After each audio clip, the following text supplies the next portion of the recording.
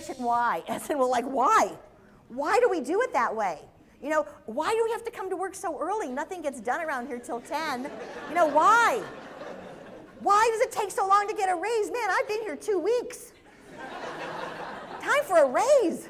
It's a generation who's impatient. It's a generation, if you really think about it, when this little generation was born, we went into your room and we said, you could be anything you want to be. We tucked you in bed. We said, you could be princess, you could be the president, anything you wanted, and you believed us. You were the generation that when you woke up in the morning, we let you wear whatever you wanted. You want to be a pirate today? Okay, you can be a pirate. You want to be princess? We'll give you a little tiara. And it wasn't Halloween. And you went around as pirates and princesses, and we got you designer buggies with leather ruffles. And you believe, Gen Y, we love you. You're very optimistic. You believe all of this. I had someone come up to me and go, Miss McCullough, you got to hear this. It was an attorney, 29. She goes, I thought I was a princess until I was 12. But sometimes reality bites, right? And so we have to kind of really begin to look at what we have created. So let's take a peek. We call you the can-do kids because you believe you can do anything. You are the most optimistic of all the generations, and that's really good. I just read an article that 37% of you are either unemployed or underemployed. 37% of you are waiting tables right now, or you're not working, but you're not even worried.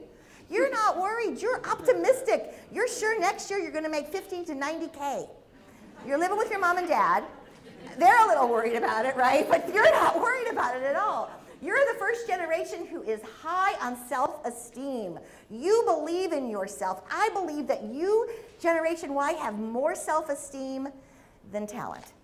Sometimes you don't have any idea how to do some of these jobs, and you jump in there and you can do them. And here's what happens when you fail.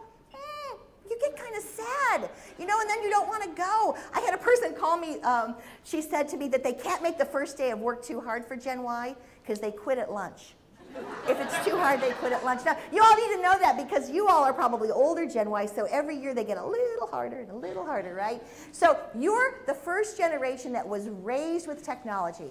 And this is the first time in history where this generation knows more about technology than their parents. And it's never happened before. So we have to begin to look at you. You are going to do things faster and quicker, and your experiences are very different.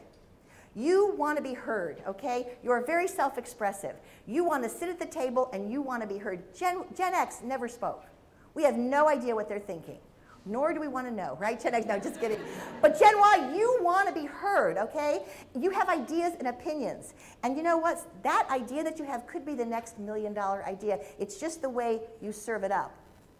We don't want you going to the president of the company. If I'm your manager, come to me first. You know, don't jump over me. Blogs, you have learned that you have really brought in Web 2.0. And so to me, we're blaming Gen Y for everything. I think it's the marriage of Gen Y and technology. I think they've both come into the workplace at the same time. And so together, you're bringing about a lot of changes. They just did a study. So Gen Y's turning 30. Hope we all can laugh at this, right? Because it's kind of fun, Jim. You gotta learn to laugh at yourself, right? So I wanted to share with you some of the latest findings of Gen Y that the Pew report just published like a month ago, okay? Number one, you're the boomerang kids. The average age right now of kids staying home is 30. So 30-year-olds are now kids, and they're staying at home with their mom and dad. They go off to school, maybe they try a job, and then they come back and they live with their mom and dad. We've heard Gen X, don't laugh, 35-year-olds are doing that too. 37% of all of them are right now unemployed. We had talked about that. They're the most highly educated of all the generations. That's because they're going back for their master's and their MBA because there's no work. Now it gets interesting. They live online. So they live on their phone. They're not carrying their computers around anymore. Everything is mobile right now. I think I have that one for the text versus talk. They're postponers. They're postponers. They're not getting married as quickly as the other generations, and they're not buying houses. So they're postponing, I say, getting old. They have a mobile mindset. And that's pretty interesting because we just saw in that video that they live on their phone. And so you begin to understand how we're going to be communicating with them, how we're going to be marketing our hotels, how things are going to be changing, because this generation is bringing change. They're highly impatient.